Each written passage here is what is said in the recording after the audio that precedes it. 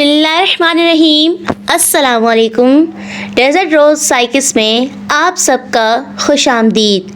امید ہے آپ سب خیر و عافیت سے ہوں گے۔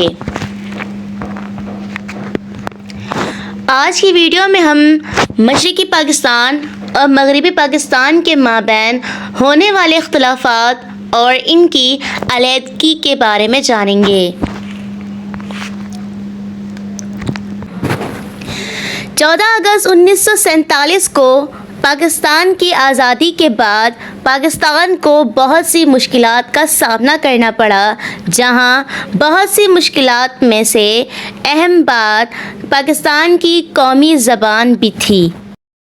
8 دسمبر 1948 کو مشرقی پاکستان میں ڈھاکہ یونیورسٹی میں طلباء کی ایک بڑی تعداد نے ملاقات کی اور حکومت سے بنگالی زبان کو سرکاری زبان کے طور پر تسلیم کرنے کا مطالبہ کیا، جس میں عوامی بیداری پھیلائی گئی اور بنگالیوں کے تحفظ کے لیے حمایت کو فروغ دیا گیا۔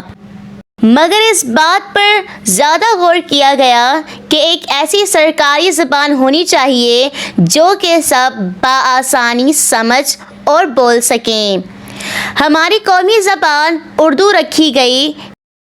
1948 کو قائد اعظم نے ڈھاکہ میں خطاب کرتے ہوئے اس بات کو واضح کرتے ہوئے فرمایا کہ میں آج آپ پر یہ واضح کر دوں کہ پاکستان کی قومی زبان اردو ہے اور کوئی زبان نہیں۔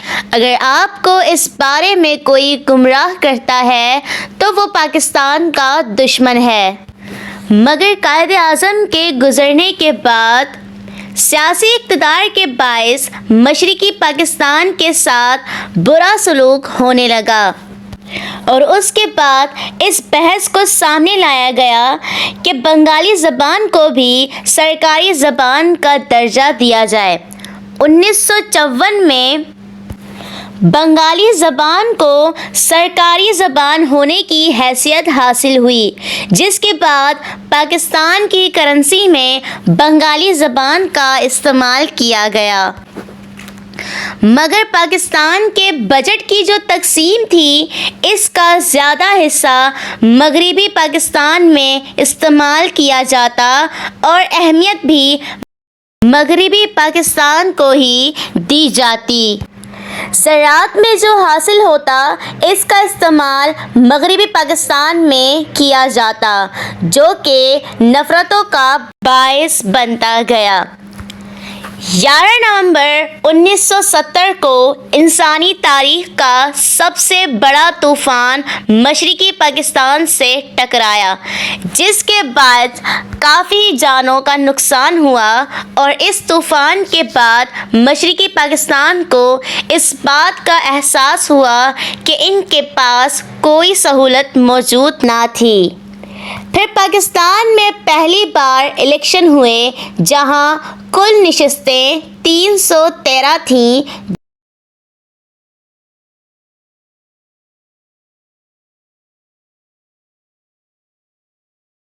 جو کہ مشرقی پاکستان کے عوامی لیڈر شیخ مجیب الرحمان نے کامیابی حاصل کر لی۔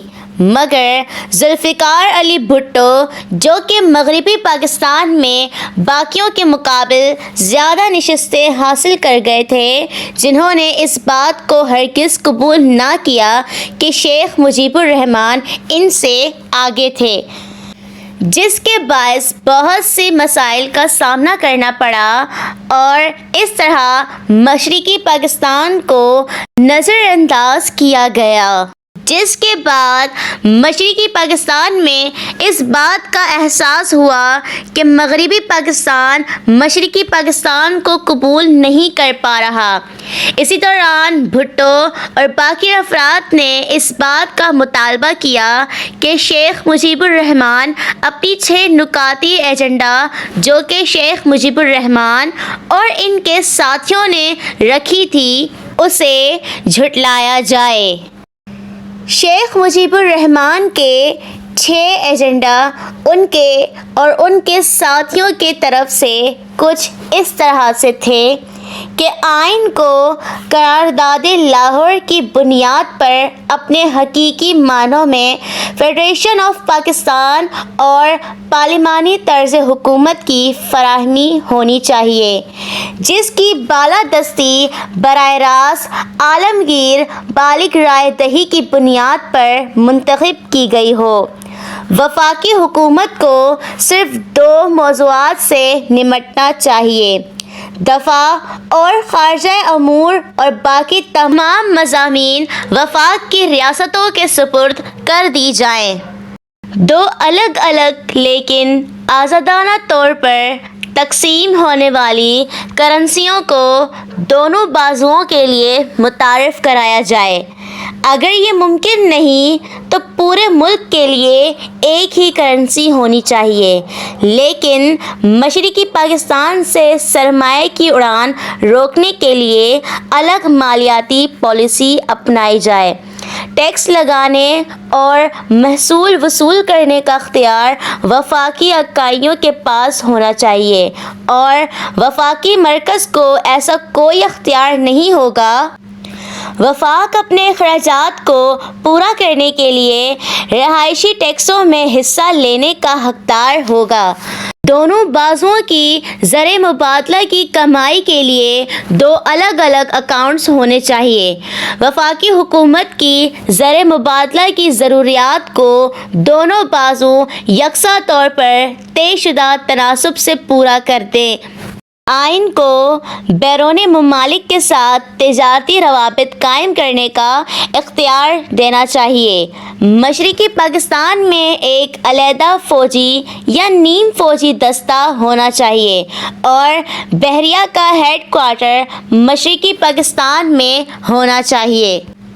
یہ ڈیمانڈ 1966 میں پیش کی گئی، مگر مشرقی اداروں کی جانب سے نظر انداز کیا جا رہا تھا، جس کے بعد ایک سول وار پھوٹی، جس کے باعث ایک قومی اجلاس بلایا گیا۔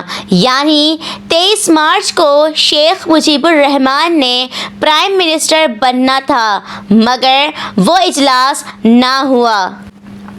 25 دسمبر کو مشرقی پاکستان میں بہت بڑا احتجاج ہوا، جو کہ پولیس کے کنٹرول نہ آ سکی، اور اسے کنٹرول کرنے کے لیے فوج کی مدد لی گئی، اور عوام اور فوج کے مابین اس میں جنگ چھڑ گئی۔ 26 مارچ کو شیخ مجیب الرحمان نے آزاد ملک کا قیام کا اعلان کیا۔ 1971 میں بھارتی فوج مشرقی پاکستان میں داخل ہوئی، اور اس کے بعد پاکستانی فوج کو تاریخی شکست ہوئی، اور اس طرح مشرقی پاکستان مزید پاکستان کا حصہ نہ رہا۔ ویڈیو پسند آئی ہو تو اسے لائک، شیئر اور سبسکرائب ضرور کیجیے گا۔ مزید ایسی ویڈیوز کے لیے ڈیزرٹ روز سائکس کے ساتھ جڑے رہیے۔ ملتے ہیں اپنی اگلی ویڈیو میں۔ اللہ نگہبان۔